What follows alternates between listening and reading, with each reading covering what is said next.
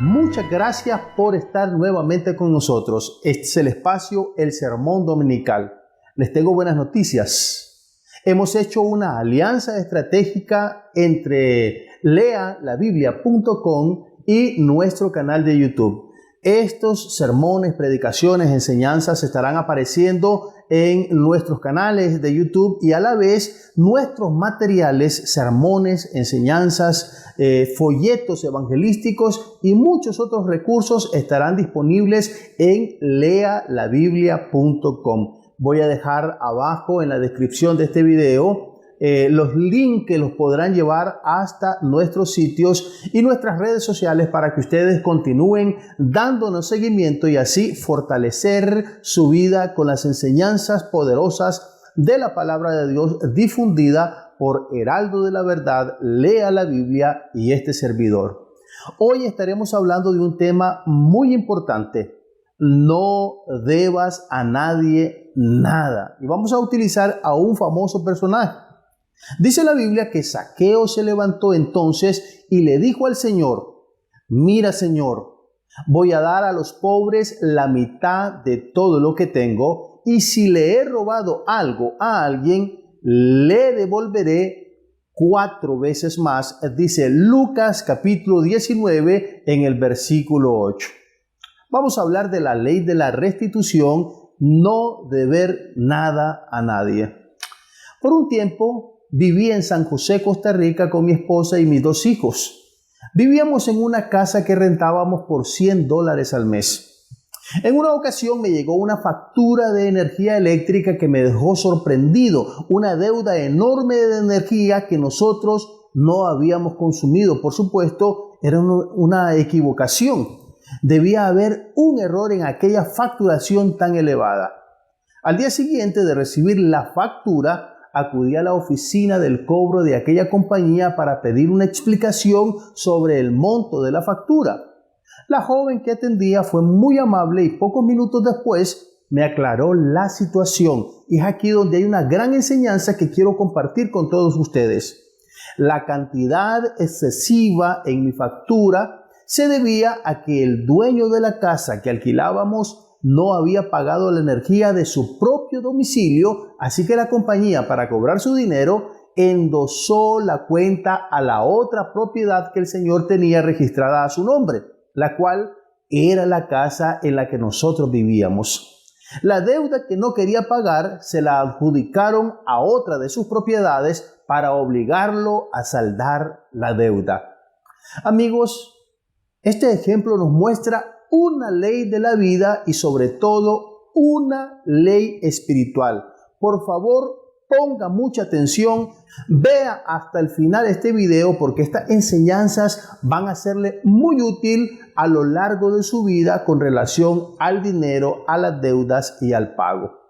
Cuando debemos, tenemos que pagar, ya sea en términos económicos, sociales, afectivos, etc. Toda deuda se paga. Si tenemos facturas pendientes, difícilmente podremos gozar de una vida tranquila y próspera. Ni el tiempo ni el olvido pueden borrar las deudas que no han sido pagadas. Solamente el pago de las deudas puede eliminarlas. Zaqueo era un trabajador del gobierno romano. Su oficio era cobrar los impuestos. Para tener este trabajo tan lucrativo, debió comprar la concesión de recaudador del pequeño poblado de Jericó. Tenía otros hombres empleados bajo su jurisdicción asignada para ejercer tal labor. La Biblia dice que era jefe de los publicanos según Lucas 19:2.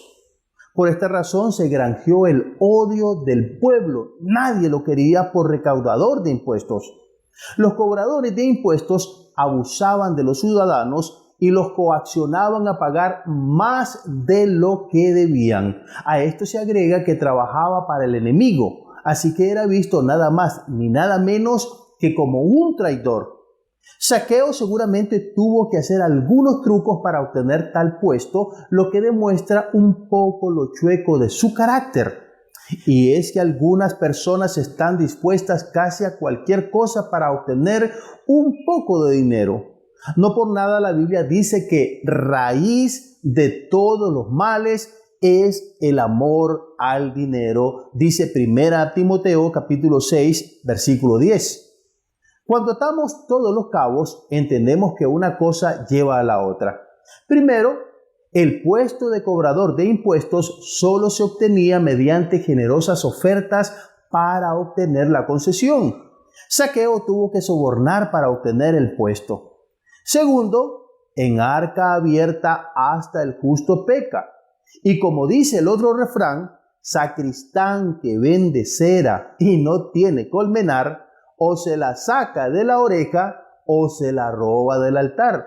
Así que Zaqueo llegó a ser muy rico, producto de su desventurada carrera como extorsionista del pueblo. Había robado al pueblo con su injusto oficio y por eso nadie lo quería. Su disposición de devolver 4 veces más lo robado demuestra lo que estamos diciendo.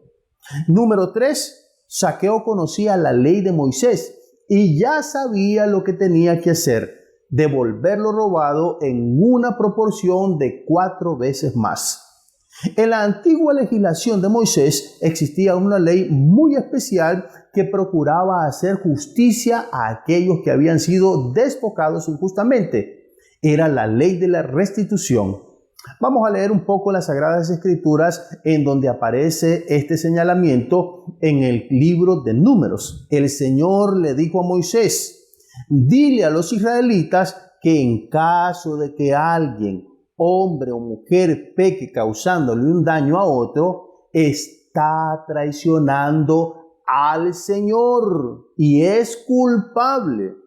El que hace eso deberá confesar la falta que cometió y pagar a la persona defraudada el costo del daño que le causó más 1/5 parte de su valor. Si se da el caso de que la persona ofendida ha muerto y no tiene parientes para recibir el pago, entonces ese pago se entregará al Señor, dice Números capítulo 5, versículos 5 al 8. En este pasaje de Números aparecen por lo menos 6 cosas de importancia que debemos anotar. Número 1, que el daño que se causa a una persona por extorsionarla o robarle algo es una traición que se hace directamente al Señor. Número 2, que hay culpabilidad por el daño causado y por eso la responsabilidad es ineludible. Ni el tiempo, escúcheme bien por favor porque esto es importantísimo, ni el tiempo ni el olvido del hombre ofendido u ofensor pueden borrar la culpa hasta que no se haya restituido lo defraudado, hasta que no se haya devuelto lo robado o lo defraudado. Hasta ese momento no se puede borrar la culpa ni la ofensa. Amigo, no se engañe, nada puede borrar una deuda, solo pagarla. Por eso, si usted debe algo y ha pasado mucho tiempo, no crea que eso ya quedó enterrado, ya quedó olvidado. En las leyes espirituales, la deuda que no se paga sigue vigente por siempre. Número 3, según el pasaje de Números, confesar es necesario. Mientras no se dé la confesión, no existe verdadero arrepentimiento y tampoco perdón. Número 4, restituir por el daño es imprescindible. No basta con el arrepentimiento y la confesión, es necesario devolver lo robado, devolver lo defraudado. Número 5, el bien defraudado ha de ser devuelto con un interés del 20%. Escúcheme bien, si usted tomó algo que no le correspondía, se arrepiente, confiesa y lo devuelve, no basta solamente con devolver lo que se ha quitado a la otra persona, sino que hay que devolverle con interés. El defraudado recibiría multiplicados sus bienes, pues dejó de aprovecharlos en tanto que otro los tenía. Por esta razón es que hay que devolver con intereses lo defraudado. Y número 6, en caso de no vivir la persona a la que se defraudó, ni tener parientes a quienes entregar lo defraudado, ha de darse al Señor la retribución, porque como decimos en el punto 1, cualquier defraudación a una persona es una ofensa directa al Señor. Esta cláusula del número 5.8 pone de manifiesto lo letal que es causar daño a otros por medio del robo o la deuda. Con excepción del punto 6, Zaqueo cumplió con todo. Mientras el pasaje de Números menciona la ley de la restitución en su sentido más general, tomando como base el fraude, en Éxodo, por ejemplo, capítulo 22, versículos 1 y 2, en Éxodo se legisla específicamente para el ladrón reconocido, que actúa con dolo en contra de los compatriotas. Si alguien roba un buey o una oveja y mata o vende el animal, deberá devolver al dueño 5 bueyes por el buey robado y 4 ovejas por la oveja robada. Si el animal robado todavía está vivo y en poder del ladrón, éste deberá devolver al dueño 2 animales. Todo ladrón deberá pagar el precio de lo que haya robado. Si no puede pagar, será vendido como esclavo para pagar lo robado. Mire qué ley más difícil y más complicada, porque la verdad es que robarle, defraudarle a alguien es un asunto que ofende la misma presencia de Dios y es algo que merece castigo, a menos que haya arrepentimiento y restitución. Según este pasaje que acabamos de leer, cuando el daño es irreversible, es decir, que se ha sacrificado al animal, la deuda se multiplica por 4 o 5 según el tipo de animal. Pero si el animal no estaba muerto, el daño no era tan grave, se debía restituir 2 veces lo robado, según lo dice también Éxodo 22:7. Para ampliar lo anterior, Pablo Hoff dice en su libro El Pentateuco, dice lo siguiente: pero no era suficiente reparar el mal hecho a su prójimo y a la sociedad. Se le demandaba ofrecer en sacrificio un carnero sin defecto como señal de pesar y de arrepentimiento. El ofrecer un animal de tanto valor simbolizaba el alto costo del pecado y reavivaba el sentido de la responsabilidad delante de Dios, dice Hoff. Amigos, ofrecer un sacrificio según Éxodo nos muestra una cosa trascendental. Dios está presente como testigo entre los hombres y se ofende gravemente cuando uno causa daño a otro. Esto nos debe despertar la conciencia que cuando dañamos al hermano, estamos causando un agravio al Señor directamente. Ahora bien, quiero enfatizar un punto muy importante. No basta el arrepentimiento. Cualquiera podría pensar que una vez dado el arrepentimiento, la cuenta queda saldada sin ningún agravio para quien cometió la falta. Pero toda injusticia ha de ser corregida por medio de la devolución. Dios no considera solo el arrepentimiento como justicia, porque el daño continúa existiendo mientras no sea eliminado por medio de la devolución de lo defraudado o robado. Devolver es la evidencia más grande del arrepentimiento. De hecho, es parte del arrepentimiento. Negarse a hacerlo es un arrepentimiento a medias. Este principio del Antiguo Testamento aún puede guiar nuestras vidas cristianas. Sería incorrecto para el creyente haber hecho un daño y no resarcir por el daño causado.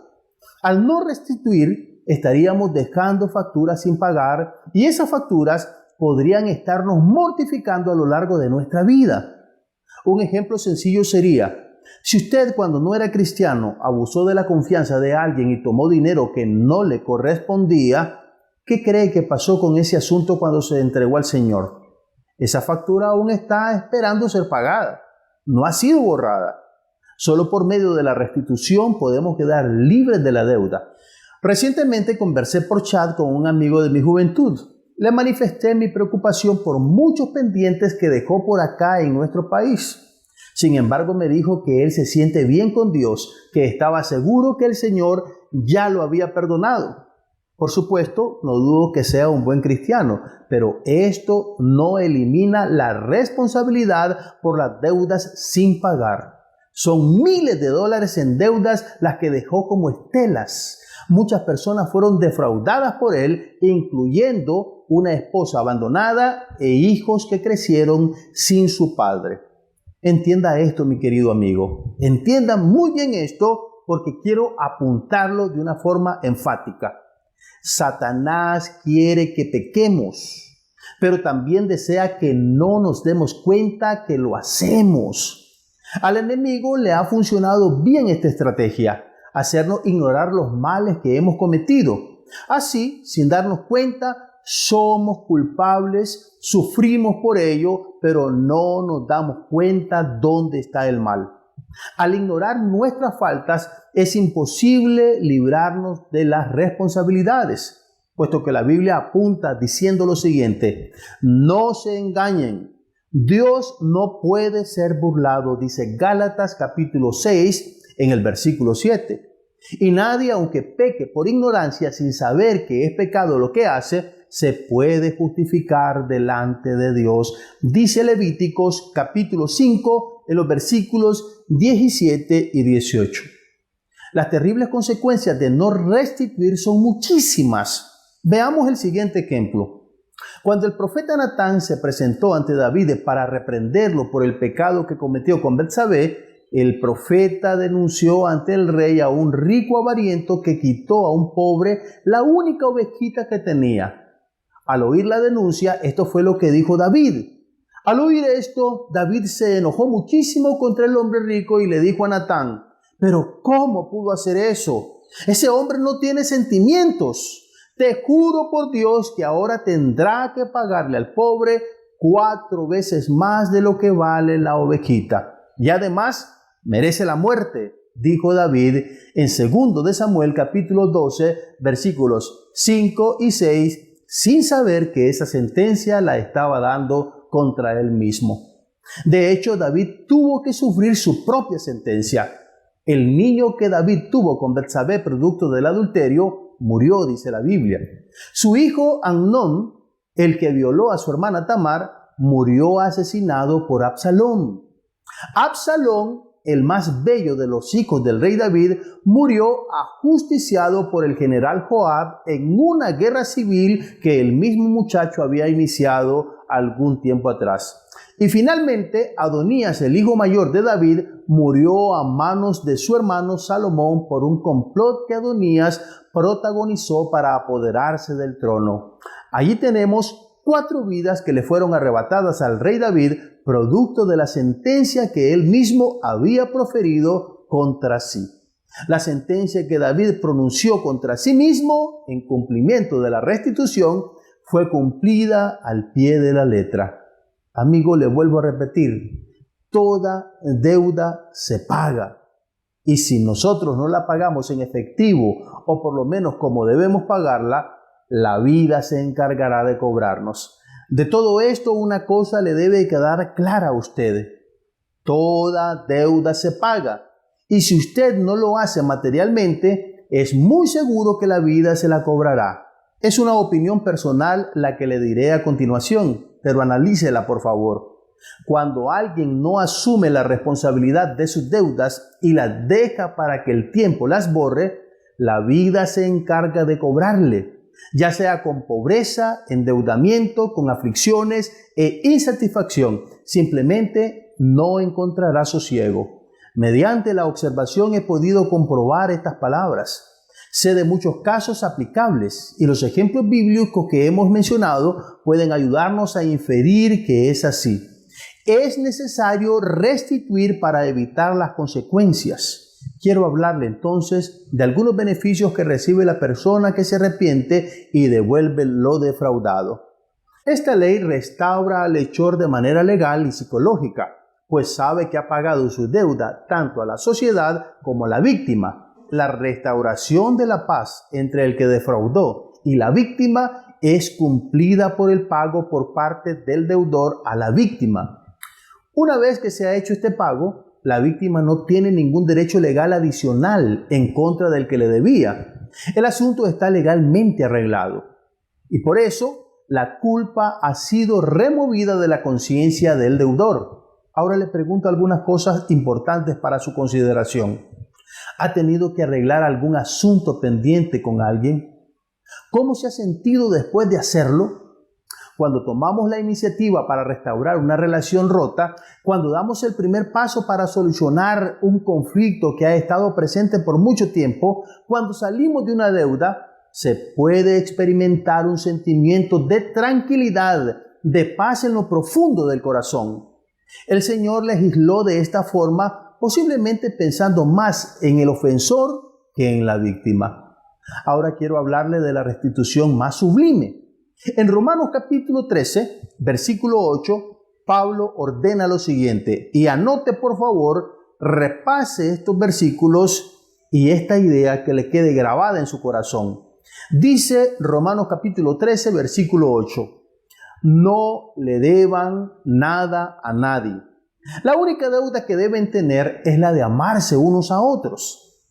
Amigo, la segunda oración en esta idea nos enseña que las deudas no solo son referidas a los compromisos económicos, sino a los aspectos de la vida social y emocional de las personas. Dice, la única deuda que deben tener es la de amarse unos a otros. Esos no son términos económicos, son términos afectivos y son términos emocionales y sociales. El cristiano ha de estar solvente en todos los aspectos de su vida. Si ha robado amor y tiempo de calidad a su familia, no tarde en restituir. Si ha dejado de honrar a sus padres, apresúrese a hacerlo. La vida le puede cobrar con sus hijos irrespetuosos. Si les ha quitado a sus seres queridos el derecho de ser felices, nunca es tarde para dar una cuota inmensa de felicidad. Usted ha herido a su cónyuge. Sus palabras partieron su corazón. Simplemente le pidió perdón, pero no hizo nada concreto para remediar el daño. Usted, mi querido amigo, creyó que con unas simples palabras de arrepentimiento bastaba para ya quedar tranquilos y solventes. Pero si sus palabras hirieron, que sus mismas palabras sanen. Diga cosas que sanen, elogios que levanten el ánimo y la seguridad de quien le ama. Si ha robado el tiempo a su relación, invierta un poco más en el matrimonio, salidas, conversaciones, actividades que puedan realizarse juntos. ¿Ha sido un mal vecino? Tiene que dar a las personas de su vecindario la luz del evangelio. ¿No debería el trabajador que se ha robado el tiempo en la empresa, y lo reconoce por supuesto, salir una hora más tarde para reponer todo lo que ha robado? ¿Habló mal de una persona? Hable bien 4 veces más, pues ofendió al Señor. Él fue testigo de lo que usted dijo.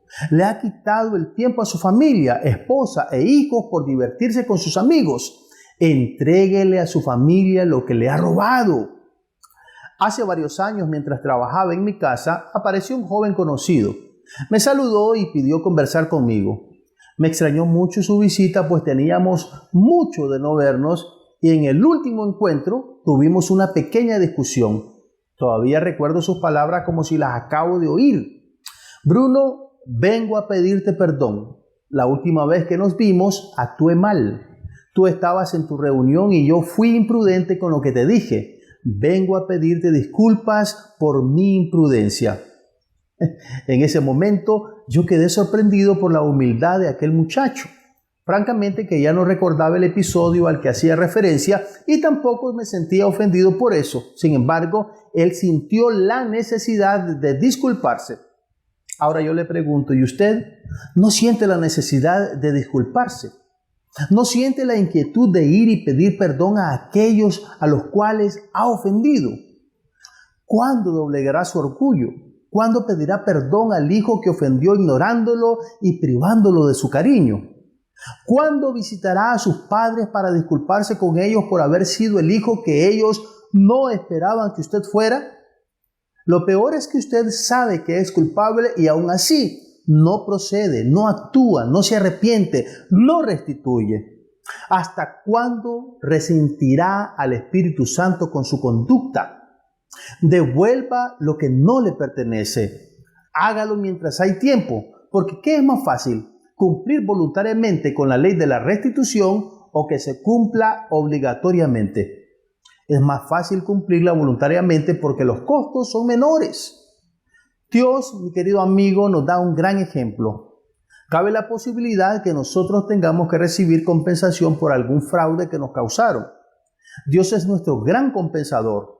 Eso fue lo que hizo con Job después de haberle quitado todo lo que tenía. Dice la Biblia, Dios bendijo a Job en sus últimos años más abundantemente que en los anteriores. Llegó a tener 14,000 ovejas, 6,000 camellos, 1,000 yuntas de bueyes y 1,000 asnas. También tuvo 14 hijos y 3 hijas, dice la palabra de Dios en Job capítulo 42, versículos 12 y 13. Cuando tenía la mitad, dice la Biblia que Job ya era rico. Después que Dios le restituyó, ya nadie podía alcanzar a Job. Dios, mi querido amigo, puede darnos una vida diferente, plena, sin incertidumbre ni necesidades. Pero pueden haber muchas facturas en nuestra cuenta que Satanás se ha encargado de que olvidemos. No ignoremos lo que hemos hecho y tampoco olvidemos nuestro deber. Restituyamos cuanto sea posible. Y una vez hecho todo el esfuerzo que podamos de nuestra parte, oremos a Dios dándole gracias por darnos la oportunidad de saldar nuestras deudas, pidiendo que ya no tome más en cuenta nuestras faltas, que nos vea a través del sacrificio de Cristo y además pidamos a otras personas que oren por nuestra restitución total, como lo hizo Job por sus amigos. Querido amigo, le invito a tener la actitud de Zaqueo, quien por la presencia de Jesús en su hogar se dio cuenta de sus faltas e inmediatamente reparó los daños cometidos. No deje que la vida le cobre lo que usted debe. No deba a nadie nada. Y recuerde lo que la Escritura dice. Si el impío restituye la prenda robada, devuelve lo que haya robado y camina en los estatutos de la vida sin cometer iniquidad, vivirá ciertamente y no morirá.